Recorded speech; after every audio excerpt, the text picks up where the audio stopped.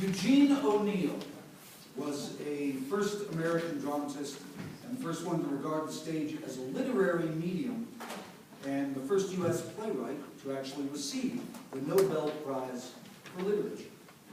When O'Neill began writing for the stage in the early 20th century, the American theater was dominated by vaudeville and romantic melodramas.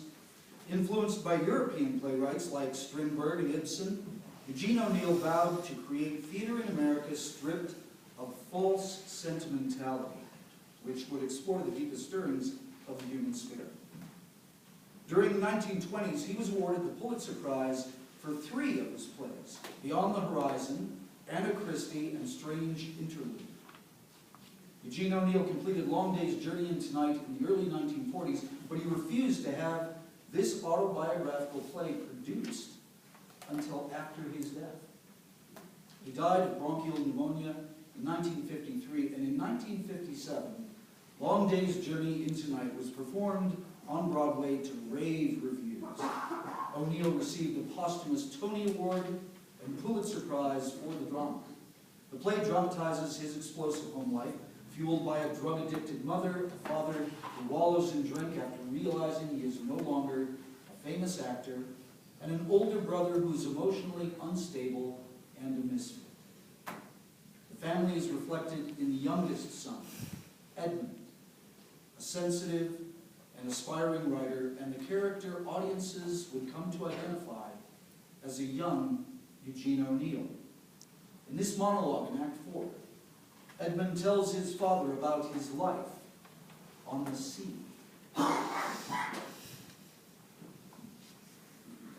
You just told me some high spots in your memories. Want to hear mine? They're all connected with the sea. Here's one. When I was on the Squarehead Square River, bound for Buenos Aires, full moon and trades, the old hermit driving 14 knots. I lay on the bowsprit, facing astern, with the water foaming into spume under me.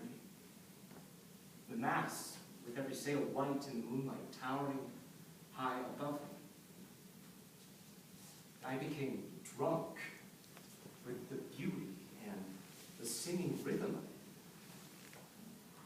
For a moment, I lost myself, actually lost my life. I was set free.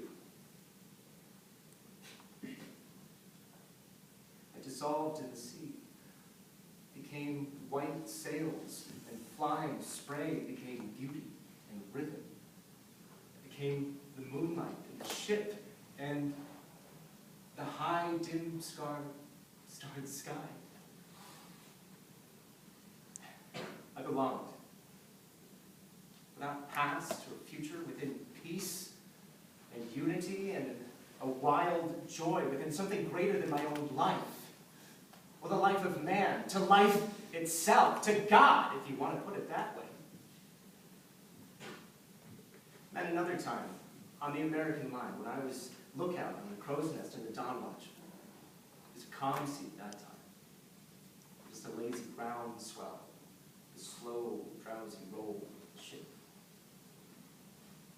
The passengers asleep, none of the crew in sight, no sound of man. Black smoke pouring out of the funnels behind me and beneath me. Dreaming, not keeping lookout, feeling alone and above and apart, watching the dawn creep like a painted dream across the sky and sea which slept together. And the moment of ecstatic freedom came.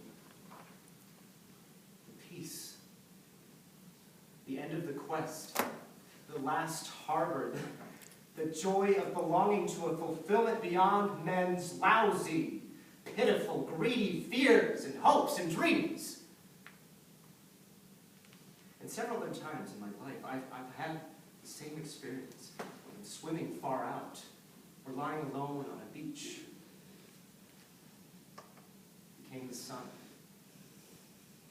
sand, green seaweed anchored to a rock, swaying in the tide. Like a saint's vision of beatitude. Like the veil of things as they seem drawn back by an unseen hand. For a second, you see.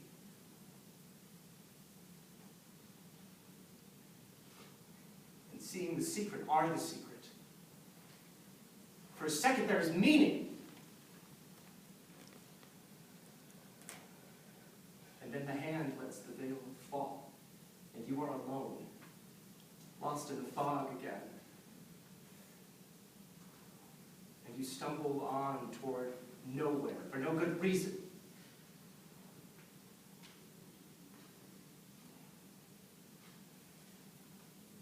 It was a great mistake, my being born a man. I would have been much more successful as a seagull or a fish. As it is, I will always be a stranger who never feels at home, who does not really want and is not really wanted, who can never belong, who must always be a little in love